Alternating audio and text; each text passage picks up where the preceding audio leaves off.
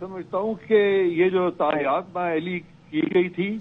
یہ نہ آئین میں ایسی چیز تھی نہ قانون میں تھی، یہ اپنے پاس سے اس وقت کی سپریم کورٹ نے کر دی تھی، اور جب پاناما کیس کا یہ فیصلہ آیا تھا میں نے اسی وقت فوراً یہ کہا تھا کہ یہ فیصلہ بالکل غلط ہے، اور میں نے تبھی کہہ دیا تھا کہ آنے والے دنوں میں یہ فیصلہ جو ہے یہ جوڈیشل اسکروٹنی کو وتھ اسٹینڈ نہیں کر سکے گا، اور آج میں سمجھتا ہوں کہ ایک بہت بڑی غلطی جو کہ سپریم کورٹ سے پہلے ہوئی تھی اس کی آج تلافی ہوئی ہے،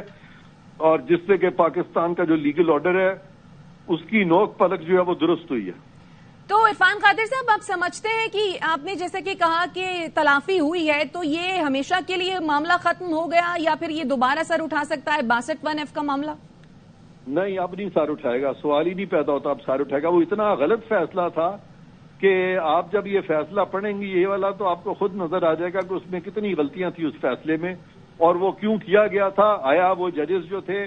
ان کی علمیت میں کمی تھی یا کوئی اور وجہ تھی؟ اس چیز میں بھی ہمیں جانا چاہیے اور دیکھنا چاہیے کہ ایسے فیصلے آتے کیوں ہیں۔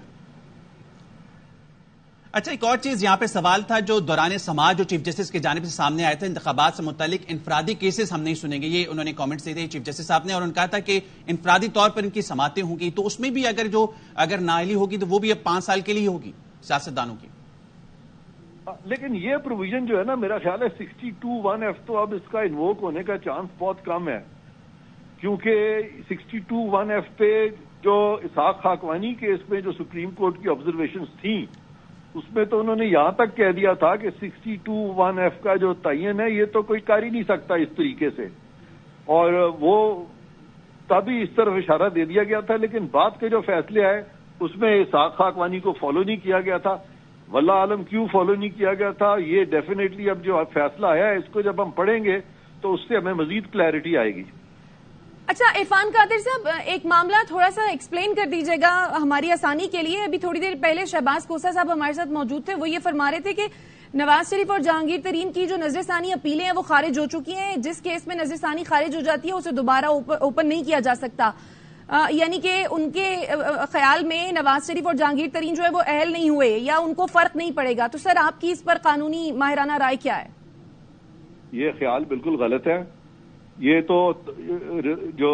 نظر ثانی کی درخواست تو میاں نواز شریف کی بھی انہوں نے خارج کر دی تھی،